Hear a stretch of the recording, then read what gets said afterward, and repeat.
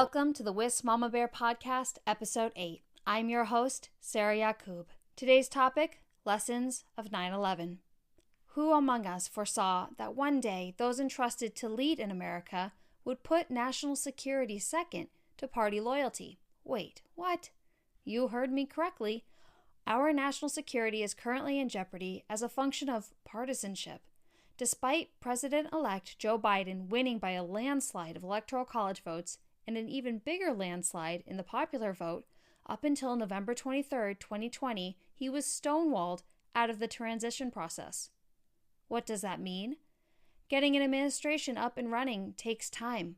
Background checks and security clearances all take time. In its analysis of how and why 9/11 happened, the 9/11 Commission found that the delay in transition to President Bush's administration, that which occurred as a result of election litigation in Florida and ultimately the United States Supreme Court, left us vulnerable to an attack on U.S. soil that will forever be ingrained on us as Americans. And yet, despite the volume with which we proclaim to love our country, the flags we hang, and the troops we celebrate, here we are, doing our best to demote our political system to that of a developing country. Here we are watching while those entrusted to lead attempt to invalidate a United States election through their words, actions, and silence. Journalist Carl Bernstein is now naming names. Republican office holders who are privately condemning Donald Trump, but who continue to lack the backbone to stand up for right in the face of wrong. What do schoolyards and politics have in common? They both have bullies who thrive in enabling and silence. Leadership isn't for everyone. It's hard.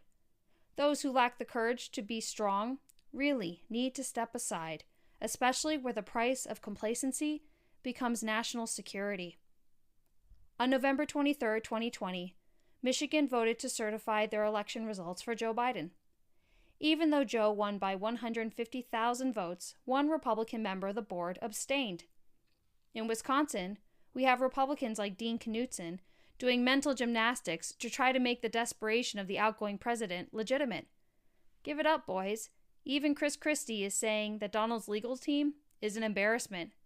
If you've lost Chris Christie, the guy who once threw a tantrum so big that he closed down a bridge with no regard for the medical emergencies or threats to human life that would ensue, it's time to pack it up and go home.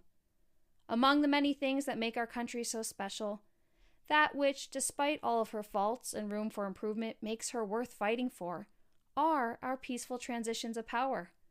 Hard to say we love our Constitution when so willing to toss it aside when it gets in the way of personal political ambitions. As I reflect on today's topic, where we are, the men and women who have fought so hard and given so much to preserve our country as we know and love her, I am sad. Sad that we really should be better than this, and right now, we are not. Episode 9 tomorrow. See you there.